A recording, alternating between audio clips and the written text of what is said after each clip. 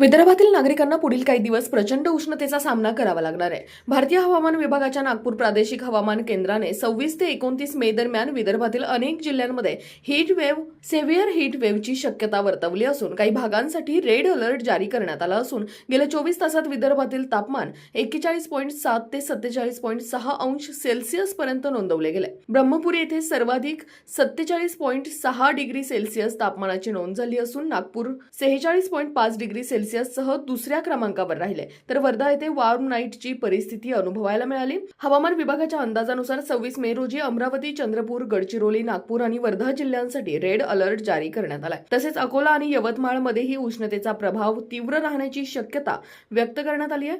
27 आणि 28 मे रोजी चंद्रपूर, वर्धा आणि अमरावती जिल्ह्यांमध्ये तीव्र उष्णतेची परिस्थिती कायम राहण्याचा अंदाज आहे. काही भागात रात्रीचे तापमानही सामान्यपेक्षा अधिक राहणार असल्याने नागरिकांना उकाड्याचा त्रास वाढू शकतो. दरम्यान काही जिल्ह्यांमध्ये मेघगर्जनेसह वादळी वाऱ्याचाही इशारा देण्यात आलाय. 40 ते 50 किलोमीटर प्रति तास वेगाने वारे वाहण्याची शक्यता हवामान विभागाने व्यक्त केली आहे. हवामान विभागाने नागरिकांना दुपारी 12 ते 3 या वेळेत घराबाहेर न पडण्याचा सल्ला दिलाय. पुरेसे पाणी पिणे, हलके सुती कपडे वापरणे आणि थेट उन्हापासून बचाव करणे आवश्यक असल्याचंही विभागाने म्हटले आहे.